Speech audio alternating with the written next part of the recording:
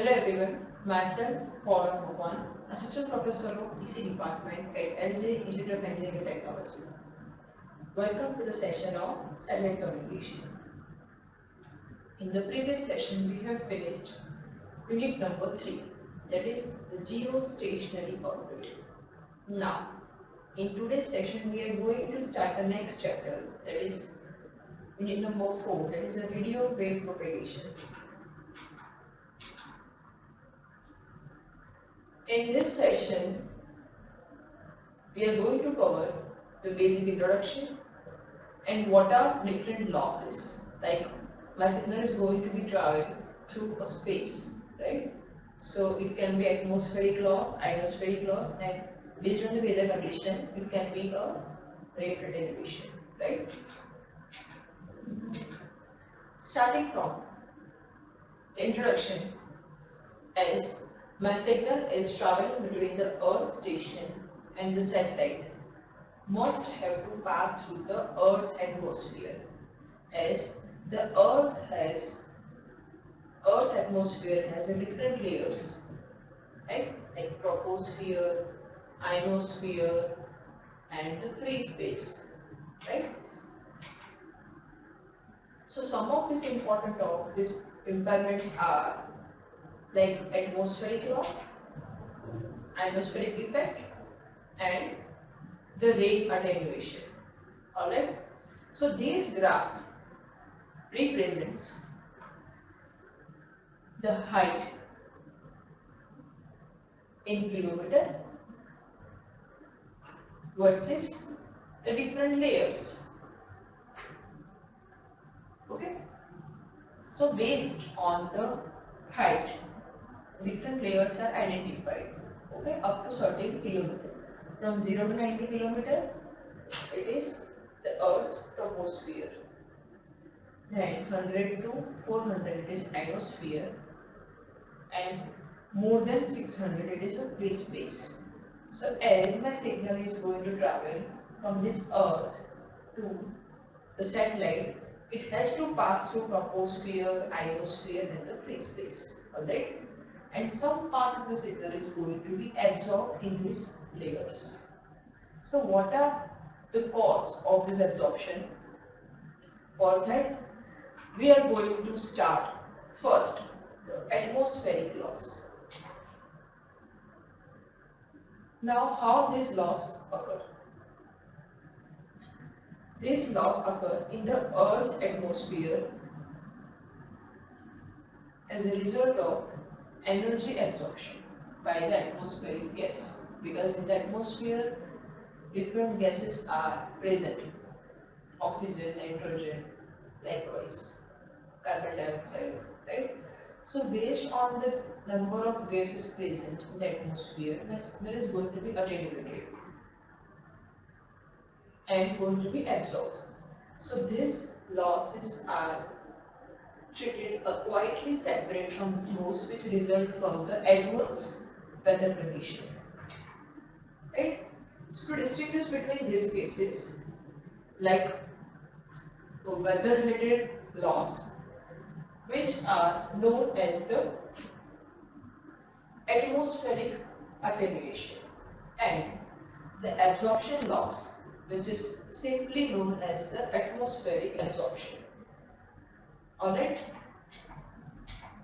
So based on the gases which are already present in the atmosphere, how they are going to absorb, at which frequency they are going to absorb, let us discuss. So this atmospheric absorption loss, which varies with the frequency as shown in this diagram. On the y-axis it is a frequency, on the x-axis it is the transmission attenuation, okay, or you can say attenuation in dB. Alright, we can see from this graph that we are getting a two peak. One peak at approximately 22 gigahertz, and second peak which is approximately at 60 gigahertz. Alright, All these frequency ranges are in terms of gigahertz because we are dealing with the satellite communication, right? And we are using C frequency, C band, Ku band, and the Ka band for satellite communication that we have already discussed. Okay. So based on the content of water vapor, we are getting a peak at 22 gigahertz. That means the attenuation is around 0.8 dB due to the based on the water in the atmosphere. Okay? And second, we are getting the second peak approximately at the 60 gigahertz. So this attenuation is around 120 dB. Alright? So from this diagram we are able to conclude that for presence of water and the presence of oxygen we are getting attenuation. That means my signal is going to be absorbed in the atmosphere. Okay? For a specific frequency. So it caused by the difference in the atmospheric refractive index. Alright? What do we mean by refractive index? That we have discussed in the subject of optical communication.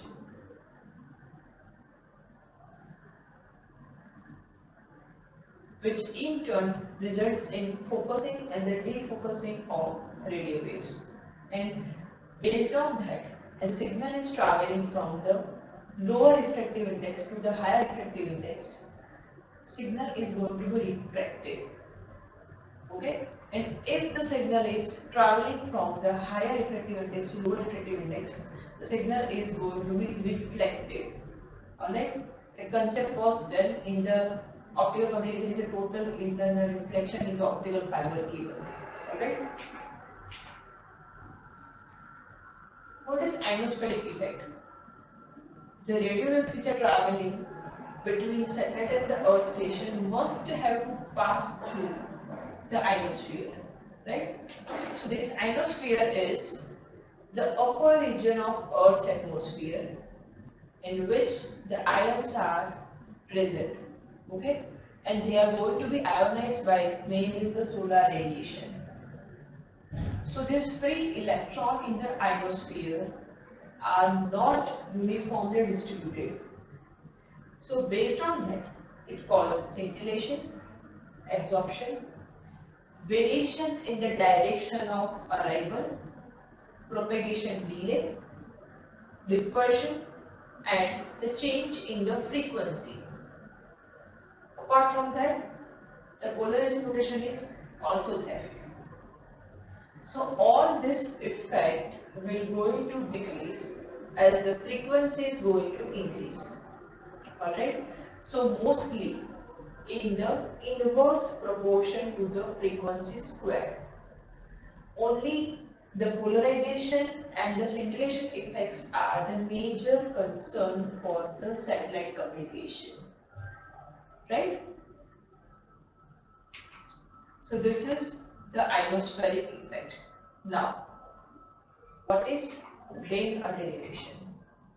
Now, the rain attenuation is the function of rain rate. By rain rate, it is the rate at which a rain water would accumulate in the rain gauge situated at the ground. Okay? So based on that, we are able to calculate the rain rate, that is a RP. The specific attenuation, how they are going to calculate it? Small a is equals to alpha Rp raised to B, that is dB per kilometer. But if we are going to calculate total attenuation, then the length is going to be multiplied, right?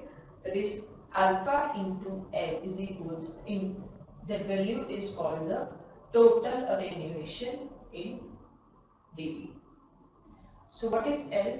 L is the effective length, path length for the signal through the ring, because the ring density is not uniform over the actual path length.